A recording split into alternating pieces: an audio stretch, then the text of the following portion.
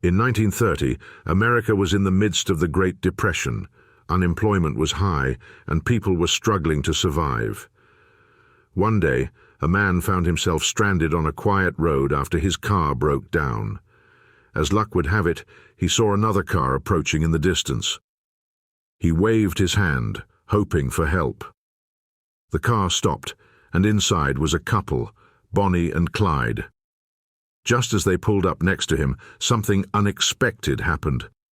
The man suddenly dropped to the ground, and without warning, gunfire erupted from both sides of the road.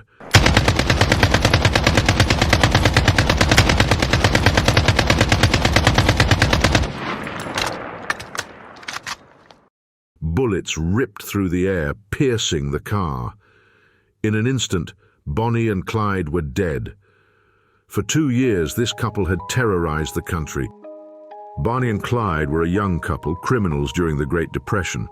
They lived life on the run, traveling the roads of America, stealing cars, robbing banks, and even committing murder along the way.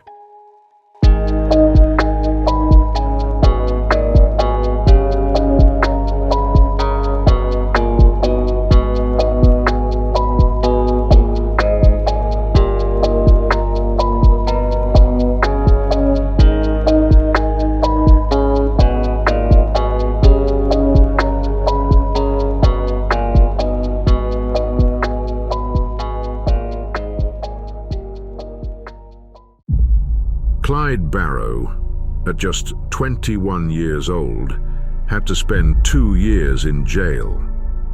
It was there in jail that he first met Bonnie Parker. Bonnie, just 19 at the time, had come to visit her husband, who was also behind bars. But it wasn't her husband who captured her heart. It was Clyde. Sitting in his prison cell, Clyde looked young and vulnerable. Bonnie couldn't help but feel sympathy for him. That sympathy soon turned into something more, and before long, Bonnie was helping Clyde escape from prison. Together, Bonnie and Clyde escaped from there. But freedom was short-lived. A few days later, Clyde was captured again and sent back to prison.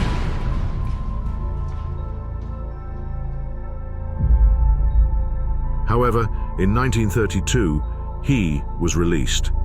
And the moment he walked out, he went straight to find Bonnie. Bonnie's life had always been difficult. She was poor and struggling, and when Clyde told her about his plan, she wanted to join him. His plan was to rob a bank. The very next day, the two of them committed their first bank robbery together. As soon as the police arrived, they jumped into their car and sped off. Clyde, a skilled driver, was always one step ahead of the law.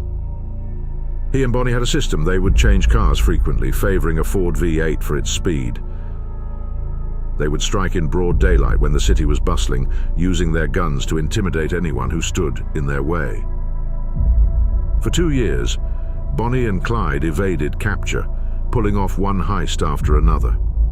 The police couldn't keep up, and newspapers across the country began to criticize the authorities for their inability to stop the couple.